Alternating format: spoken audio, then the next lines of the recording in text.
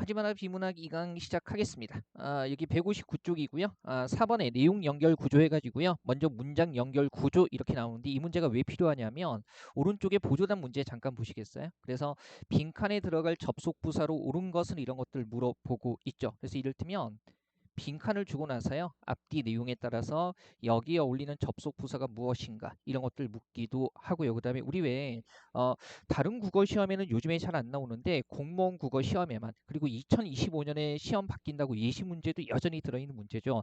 내용 전개 순서 같은 거 묻는 문제들이 있습니다. 그럴 때 내용 전개 순서 같은 거 모를 때 이런 접속 부사들 쓰인 거 보고 접속어들 쓰인 거 보고 그 앞에 어떤 내용이 나와야 되는가 아니면 뒤에 어떤 내용이 나와야 되는가 이런 것들 추론해 볼 수도 있겠죠. 자, 먼저 순적 관계라고 나와 있어요. 이게 말 그대로 이유, 원인, 조건 등으로 순조롭게 있는 관계인데 예를 들면 이런 거죠.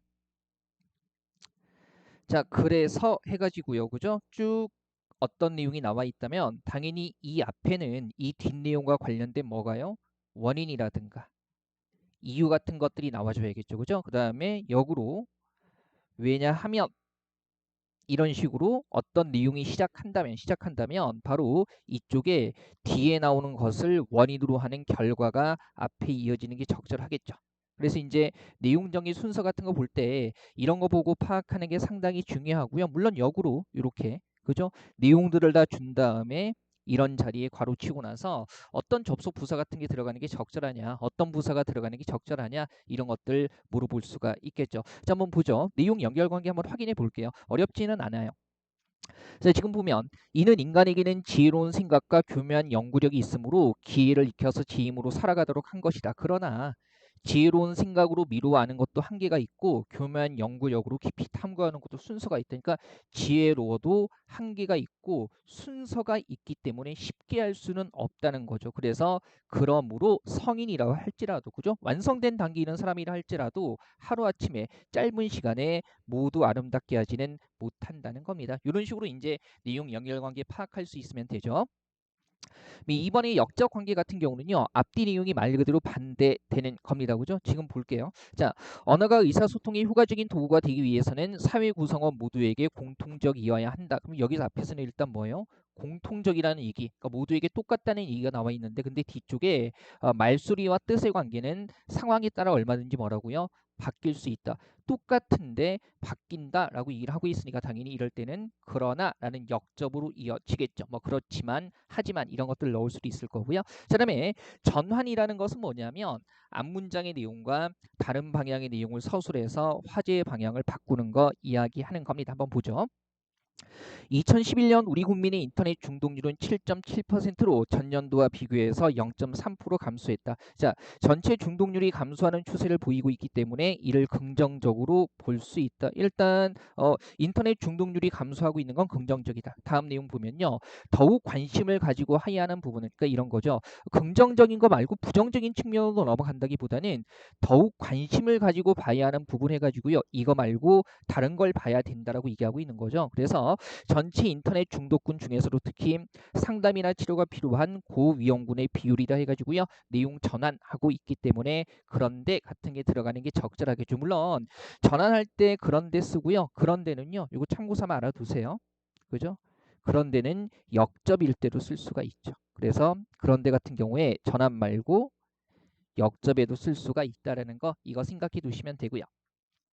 4번이 첨가 관계인데요. 이런 거죠. 말 그대로 앞 문장의 내용에 새로운 내용을 덧붙이는 관계 얘기하는 건데요. 뭐 그리고 또 아니면 더구나 게다가 이렇게 들어가는 건데 일단 이런 식으로 첨가할 때는요. 앞뒤 내용이 비슷해야 되죠. 맥락이 비슷해야만 이런 것들을 쓸 수가 있는 거죠. 자, 보시면요.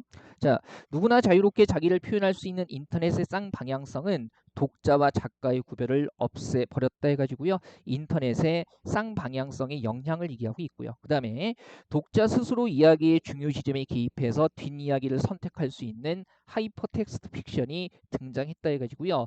인터넷의 쌍방향성으로 인한 영향이라는 것을 앞뒤에 나란히 비열하고 있기 때문에 첨가에 또 같은 게 들어가는 게 적절하겠죠. 살짝 응용해 보면 여기 또 이렇게 시작하게 되면 당연히 이 앞에 뒤의 내용과 전체 전체 주제나 방향이 비슷한 내용이 앞쪽에 와야겠죠. 그죠? 자, 그다음에 5번에 요약 관계 한번 보겠습니다. 말 그대로 앞 문장의 내용을 뒤에서 요약하는 관계가 되는 거죠. 그러면 이런 거예요. 뭐 결국, 요컨대, 즉 같은 것들이 있는데 보통 이런 것들로 시작하는 내용은 맨 뒤에 나올 수밖에 없고요. 그 다음에 예를 들면 이런 거죠. 지금 여기도 결국 나와 있는데 결국 A, B, C다 그러면 당연히 이 앞쪽에 A, B, C에 대한 내용들이 순서대로 그죠?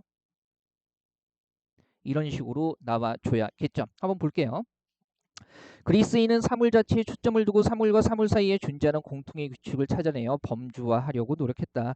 현상의 원인을 설명할 때에도 사물 자체의 내부 속성을 주로 고려했다. 결국 세상은 사물들로 구성돼 있고 각 사물의 행동은 내부 속성에 의해 결정되므로 라고 해가지고 그죠? 일단 사물 자체에 초점을 뒀다 그다음에 사물 자체의 내부 속성을 고려했다 해가지고 지금 그죠? 사물 자체에 초점을 두고 일로 구성돼 있고 내부 속성에서 결정된다는 얘기 뒤에서 모아서 얘기해주고 있기 때문에 결국으로 이어지는 게 자연스럽죠. 자, 그 다음에 이번에 문단 연결 구조. 자, 어려운 얘기는 없을 텐데요. 다만 예전에 문제 이런 적이 있어요. 이렇게 크게 두 단락으로 이루어진 문단을 요렇게 글을 주고 나서요. 요 각각이 뭐 여기 나와 있는 것처럼 원인과 결과로 이어졌느냐, 주장과 근거로 이어졌느냐 이런 것들 거의 단답형 비슷하게 묻기도 했습니다. 사실은 이런 구조는 한번 읽으면서 이해하시면 되고요. 여기에 쓰이는 용어들 정도 정확하게 알아두시는 게 좋습니다. 자, 보죠. 원인과 결과는 어렵지는 않죠. 그죠? 앞에서 원인 얘기하고 뒤에서 결과 얘기하는 겁니다. 지금 보면 앞에서 1문단이죠. 서점의 대형화, 양극화 더불어서 온라인 서점으로 책 판매 무게중심이 올라가고 있다라는 거죠. 그 다음에 온라인 서점에서 도서 정가제를 지키지 않는다라는 상황이 나와 있고 그 다음에 이 문단에 보면 그 결과 거리의 서점이 사라지고 있다라고 해가지고요. 그죠? 그래서 1문단에서 얘기하고 있는 대형화, 양극화, 그 다음에 온라인 서점의 도서 정가제를 지키지 않는다 등등의 이유 때문에 거리의 서점이 사라지고 있다는 결과를 제시하고 있습니다. 자, 이런 것들이 바로 원인과 결과에 따라서 내용을 연결했다고 볼 수 있겠죠. 그 다음에 주장과 근거도 그대로 보시면 돼요. 첫 번째 문단에서 주장이 나와 있고 두 번째 문단에서 이 주장의 이유, 근거가 나와 있는 거죠. 한번 보시면 우리나라의 경제 성장률을 높이려면 다른 무엇보다 청렴도를 높이는 정책이 우선시 되어야 한다라고 해가지고요. 말 그대로 경제 성장률을 높이는 여러 방법 중에 청렴도를 높이는 게 필요하다라는 거죠. 그 다음에 뭐 이런 거 관련 내용 나와 있고 또 뭡니까? 민간기구 활용해서 비리와 부패에 대한 감시를 강화해야 한다. 이런 것들이 청렴도를 높이는 정책이 된다는 거고요. 이 문단의 내용 한번 보면 이런 근거가 나와 있네요. 그죠? 자, 한번 보면 부피지수 얘기하면서 부피지수가 수치가 높을수록 청렴하고 낮을수록 부패가 심하다는 것을 의미한다라는 거죠. 게다가 또 부피지수가 오르게 되면 부피지수가 오르면 뭐예요? 예, 청렴한 거죠. 그죠? 이거 조심하시고요. 이 글에 따르면 청렴한 거 그러면 청렴하면 청렴할수록 어떻게 돼요?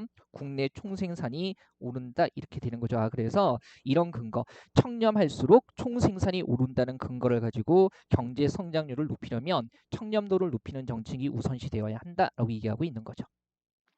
네, 문제와 해결이 이렇게 나와 있는데요. 이것도 용어 그대로 보시면 돼요. 첫 번째 문단에서는 문제점을 제시하고 두 번째 문단에서 해결책을 얘기를 하는 거죠. 어렵지 않으니까 한번 볼게요. 자, 첫째 줄 보시면 글로벌 금융위기를 극복하기 위해 여러 국가에서 정책 금리를 낮추었지만 투자나 소비가 늘지 않는다는 문제점이 발생했다. 이거 문제점은 나와 있네요. 그죠? 물론 우리가 이제 이 메커니즘을 뭐 엄밀하게 이해할 필요는 없고요. 글에 나타난 정보 그대로 보시면 됩니다. 자, 문제점이 발생했고 그래서 이런 문제점을 쭉 이런 식으로 문제점으로 인한 것들을 쭉 얘기해 주고 있고 그다음에 이 문단에 보면 이처럼 자, 이런 문제점이 있을 때 전통적인 통화 정책이 효과를 발휘할 수 없는 경우가 있는데 이때는 위기 극복을 위해서 양적 완화와 같은 비전통적인 통화 정책을 시행해야 한다는 해결책이 나와 있죠. 뭐 이런 식으로 연결되는 거고요. 그다음에 4번에 보면 다음 페이지입니다. 162쪽에 주지와 상술 이렇게 해서 나와 있죠. 주지는 뭐냐면 말 그대로 주장이 되는 요지, 핵심을 먼저 제시하고요. 상술이라는 것은 앞에서 얘기한 핵심에 대해서 자세하게 풀어서 이야기를 하는 겁니다. 자, 지금 여기 1문단 한번 보면 이렇게 얘기하고 있죠.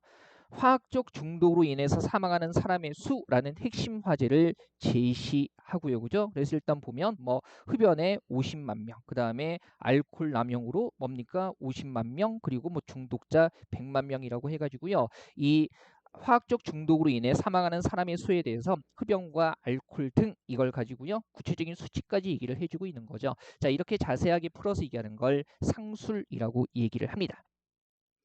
네, 5번에 전제와 결론. 우리 왜 전제라는 것은 뭐냐면 어떤 결론을 이끌어내는 기본 조건이나 가정 이런 것들 얘기하는 거고요. 그 다음에 그 조건이나 가정에 따라서 그걸 바탕으로 해서 어떤 결론을 제시하는 거 이런 거라고 생각하시면 되죠. 지금 보세요. 1문단 쪽에 보시면 에피쿠로스 이야기를 하면서요. 그죠? 이런 거죠. 자, 인간의 영혼도 육체처럼 입자로 구성되어 있고 따라서 육체가 소멸하면 영혼도 소멸하게 되기 때문에 그러면 영혼도 남지 않으니까 사후 세계에 존재하는 게 아무것도 없겠죠. 그래서 신의 심판을 뭡니까 두려워할 필요가 없게 되는 거고 이렇기 때문에 뭐라고 얘기하고 있는 겁니까? 예, 우주와 인간의 세계에 신의 관여는 없고 신의 섭리는 찾을 수 없기 때문에 신에게 얽매이지 않고요 자신의 삶을 주체적으로 살아갈 수 있게 된다. 이런 거 그래서 결론이 나와 있는 겁니다. 크게 어렵지는 않죠. 사실은 이런 용어들을 직접 쓰는 것보다는요 글의 내용의 연결 구조를 풀어서 물어보게 되는데요. 다만 이 용어들 자체가 선택지에 풀어서 서술형으로 나오는데 등장하고 있기 때문에요. 이런 용어들은 점검해 주는 게 좋습니다. 자, 162쪽이에요. 계속 개념 플러스 보시면 문단 연결 구조에 쓰이는 용어 해가지고요. 우리 방금 주지와 상술은 봤고요. 그다음에 보편, 보편적이다, 보편이다 그러면 어떤 거예요? 모든 것에 공통되거나 들어맞는 거, 그죠? 모든 것에 두루두루 해당하는 걸 보편이라고 얘기를 하고요. 그다음에 보편의 반대 개념이 특수가 되는 거죠. 그래서 전체에 걸치지 않고 부분에 한정되는 거 얘기하는 거고요. 그다음에 보편하고요 일반은 비슷한 개념이에요. 그죠? 보편하고 일반은 비슷한 개념이 되는 거고요. 그다음에 절충이라는 것은요. 서로 다른 사물이나 의견 따위를 알맞게 조절해서 서로 잘 어울리게 하는 거. 이를테면 A와 B라는 그죠? 다른 대상이 있는데 이걸 A에서도 조금 가져오고 B에서도 조금 가져오고 해가지고요. 일종의 교집합을 선택하는 거죠. 이런 것들을 절충이라고 하게 되고요. 얘는 역으로도 좀 이해하는 게 필요한데 예를 들면 이렇게 A와 B라는 다른 내용, 다른 견해가 있을 때 B를 버리고 A만 선택하거나 A를 버리고 B만을 선택하거나 하는 것은 절대로 절충이라고 하지 않습니다. 그래서 내용 전개 방식이나 논지 전개 방식 같은 거 물어볼 때요. 절충했다라는 선택지가 나왔을 때 서로 다른 두 입장 중에 한 입장만을 일방적으로 취했을 때는 절대로 절충이라는 용어를 쓸 수가 없다는 거. 이거 알아두시면 되겠습니다. 자, 교재 갖고 계신 분들은 나와 있는 대표 기출문제 이런 것들은 풀어보시면 되고요. 나중에 우리가 또 기출문제 쭉 할 거기 때문에 개념 정리 계속 이어서 해보죠. 자, 192쪽입니다. 제가 1강 때 말씀드렸죠. 스텝 1에 안 갖고 계신 분들은요. 제가 그 교재 PDF 올려드렸어요. 자, 추론적인 독해 이렇게 해서 나와 있고요. 단원 열기 잠깐 보시면 여기에도 여러 가지 기본적인 개념, 그 다음에 유형별 공략법 필요하겠죠. 본문으로 들어오세요. 추론적인 독해의 개념은요. 우리 왜 사실적인 독해가 표면적으로 드러나는 거, 그 다음에 객관적으로 드러나는 거 이런 것들을 파악하는 거라면 추론적인 독해 같은 경우는요. 글의 내용을 바탕으로 하기는 하는데 글에 직접 드러나지 않은 내용이라든가 그 다음에 생략된 내용 같은 거 이런 것들 짐작하는 겁니다. 그러니까 사실적으로 표면에 드러난 것을 파악하는 것이 아니라 직접 드러나지 않은 정보를 추론하는 거라고 생각하면 되겠죠. 그래서 추론적 독해의 방법 같은 거 보시면 글의 전체적인 내용이라든가 문맥을 고려해서 직접 드러나지 않은 의도나 주제나 관점을 파악하는 게 있고요. 그 다음에 문맥 등을 활용해서 생략된 내용을 추론하는 거. 그리고 글의 내용을 다양한 관점에서 분석하고 종합하는 거. 여담이지만 2025년도 예시문제 보니까요. 사실적인 독해와 관련된 문제보다는요. 일단 예시문항 뭐 20문제밖에 안 되기는 하지만 추론적인 독해와 관련된 것들이 상당히 많이 나오고 있다는 확인이 됐어요. 그런 것들은 바로 내년 시험에 바로 반영될 수도 있겠죠. 그죠? 자, 보죠. 추론적인 독해의 실제 가지고요. 한번 요거 밑에 질문 먼저 보실래요? 그죠? 그래서 뒤에 이어질 내용은 이렇게 해가지고요. 그러면 이런 제시문을 주고 나서 뒤에 이어질 내용을 묻고 있는 거니까 당연히 전체 흐름에서 벗어나면 안 되겠죠. 내용 가볍게 보죠. 자, 지하철 승강장에서 본 장면이고요. 어느 주부가 유모차에 아이를 앉혀놓고, 그죠? 뭐 아이가 막 웃고 있는데 보니까 스마트폰을 보여주고 있었다는 겁니다. 거기에 애니메이션을, 그죠? 그러면서 이 문단에서 자, 무엇이 문제인가? 어른 편하고 아이는 재미있어 하니까 그것으로 좋지 않은가? 근데 그렇지 않다는 거죠. 자, 어른도 디지털 신호에 너무 노출되면 생각하는 힘이 떨어지고 매사에 쉽게 실증과 짜증을 낸다. 그리고 타인과 얼굴을 마주하면서 대화를 나누는 지능과 감성이 퇴화한다. 임상심리학자 코스가 얘기하네요. 이야기를 읽고 듣는 경우와 달리 쉴 새 없이 퍼붓는 전자적 자극은, 그죠? 자, 심층 청취 기술이나 폭넓은 감정 표현 능력을 처해한다. 아이들에게 그 표현은 훨씬 치명적이라고 전문가들은 경고하고, 그죠? 부정적인 측면을 부각하고 있네요. 똑똑한 아이로 키우기 위해 온갖 수단과 방법을 가리지 않는 부모들이 오히려 아이를 망치는 경우가 허다한데, 지금 아무 생각 없이 아이에게 들이대는 스마트폰도 마찬가지라. 그러면 지금 한번 보세요. 스마트폰의 부정적인 측면을 얘기하고 있기 때문에 당연히 선택지에서 뒤에 이어질 내용을 고를 때 스마트폰이 폐해를 끼치기 때문에 사용을 지양해야 한다. 이런 쪽의 얘기들이 나와야겠죠. 실컷 부정적인 측면 얘기하다가 그래도 편하니까 보여주자 이렇게 이어지는 건 엉뚱하잖아요. 그죠? 뭐 이런 정도 생각할 수 있으면 돼요. 자, 그 다음에 다음 것도 한번 보죠.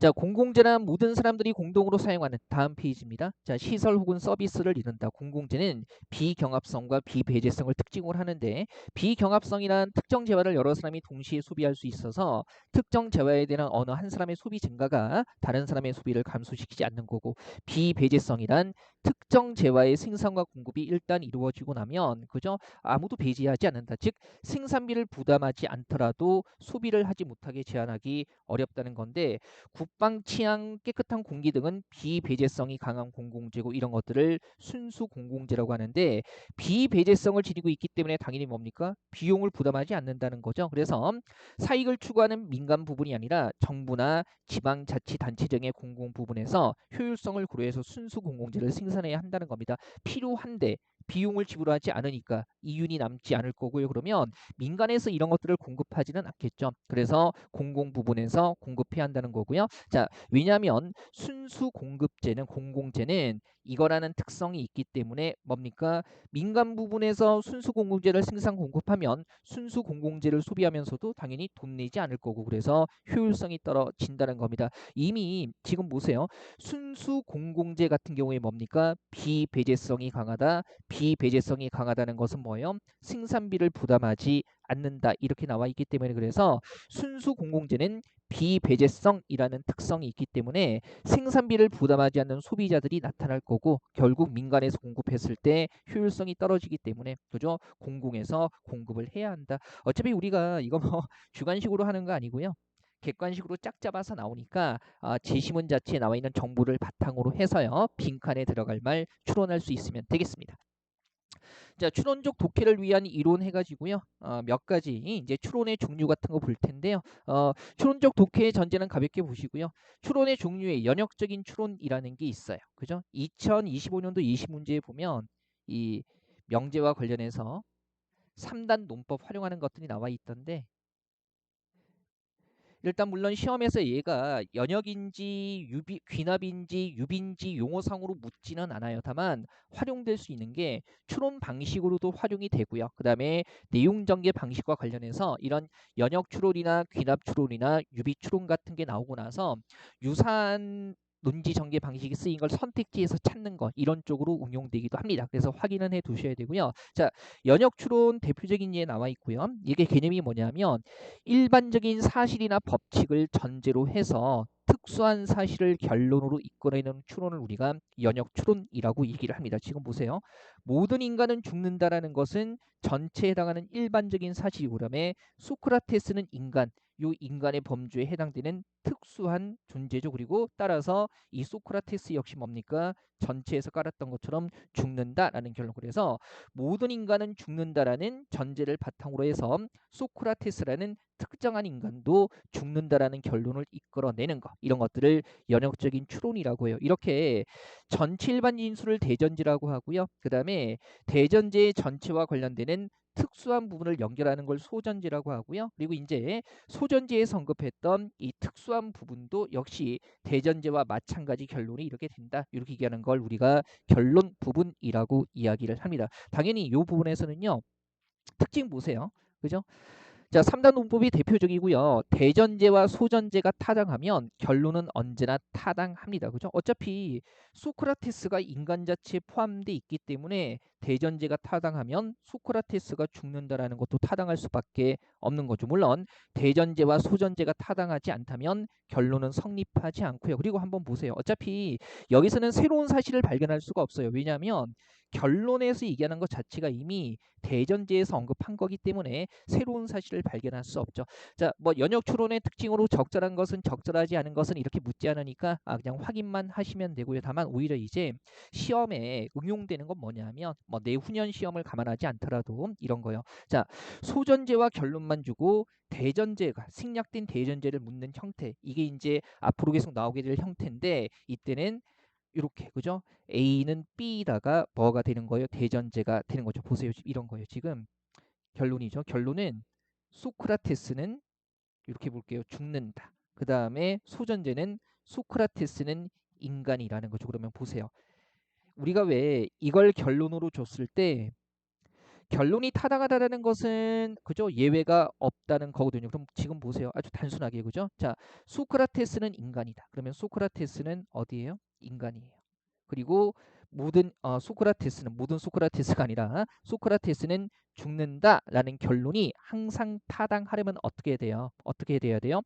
모든 인간은 뭡니까? 죽는다. 그래서 모든 인간 A는 죽는다. B가 되어야만 C 자체가 A에 포함되기 때문에 예외 없이 C도 B, 즉 소크라테스도 죽는다라는 결론에 이를 수가 있겠죠. 그죠? 요거 잘 알아두세요. 그죠? 자, 소크라테스는 인간이고 소크라테스는 죽는다 해서 이런 소전제를 바탕으로 이런 결론이 나오려면 그죠? 어떻게 돼야 돼요?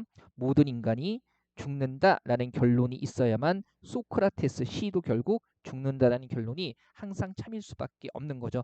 이런 것들은 2025년 이전에도 나올 수 있는 부분입니다. 제가 이거는 또 현재까지는 자주 나오지 않은 부분이었기 때문에 제가 스텝 3 넘어서요. 스텝 4 할 때 올해 스텝 4 같은 경우는 어법에 별로 초점 맞추지 않을 거거든요. 그래서 이제 비문학 할 때 이 논리 부분은 다시 한번 또 설명드리겠습니다. 자, 한번 보죠. 구체적으로 이 한번 보면 볼게요. 지적 교양의 주원처는 독서이다라고 나와 있고요. 그죠? 근데 우리에게는 뭐가 필요해요? 지적 교양이 많이 필요하다. 그러므로 우리는 독서를 많이 하지 않을 수 없다. 독서를 해야 한다는 거죠. 지적 교양의 주원처는 독서이고 그 다음에 우리에게는 뭐가 필요해요? 지적 교양이 필요하니까 따라서 결론 우리는 뭐 해야 된다? 독서를 많이 해야 된다라고 얘기를 하고 있는 거죠. 그죠? 그래서 이런 것들이 연역 추론의 방식을 쓴 거라고 생각할 수 있을 겁니다. 한번 보시고요. 전제가 생략돼 있을 때 잡을 수 있어야 돼요.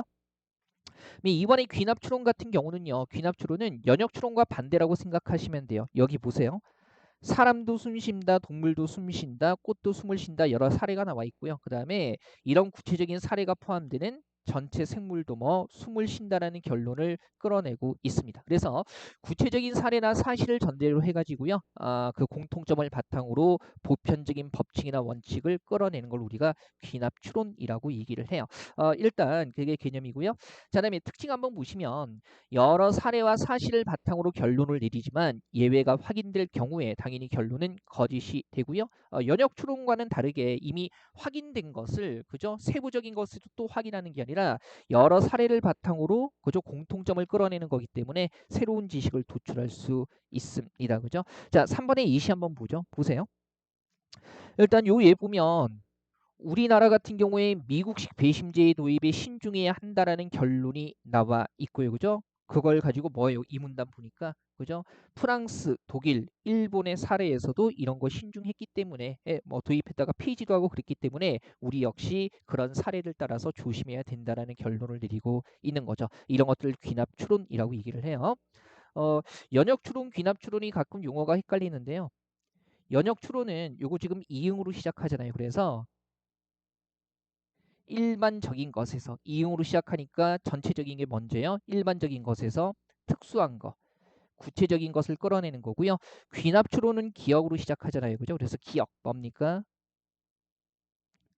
구체적인 것에서 뭐 끌어내는 거예요? 일반적인 것을 끌어내는 거. 뭐 개념적으로는 이렇게 정도로 하시면 되고요. 자, 유추. 우리 앞에서 배웠던 유추가 사실은 유비추론의 준말입니다. 그래서 개념 보시면 두 개의 사물이나 상황이 여러 면에서 유사하다는 것을 근거로 해서 다른 속성도 유사할 것이라는 결론을 이끌어내는 것. 즉, 한 상황이 다른 상황과 완전히 똑같다기보다는 비슷하다라고 얘기를 하는 거죠. 그래서 특징 보시면 개별적인 사례를 논거로 해서 결론을 이끌어낸다는 점에서 귀납추론과 유사한 측면이 있고요. 다만 이제 귀납추론은 사례들이 굉장히 다양하죠. 그래서 사례를 일반화해서 결론을 이끌어내지만 유비추론은요. 특정 사례의 속성이 유사하다는 것을 근거로 해서 다른 속성도 유사할 것이라고 판단하는, 예를 들면 귀납추론은 A도 알파를 갖고 있고 B도 알파를 갖고 있고 C도 알파를 갖고 있다라고 확인해서 A, B, C가 다 속하는 전체 범주에 알파가 있다를 끌어내는 거 이런 거예요. 유비추론은 뭐가 다르냐면 역시 사례를 확인하기도 하는데 이런 거죠.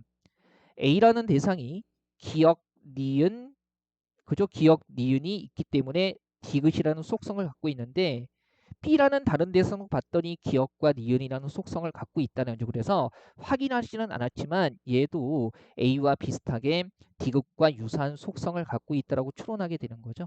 이걸 바로 우리가 유추라고 얘기를 하는 겁니다. 자, 이해 한번 보죠.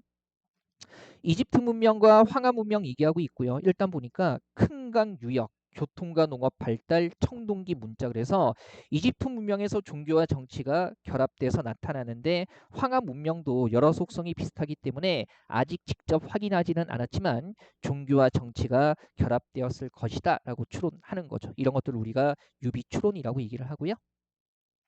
네, 다음부터 한번 보죠.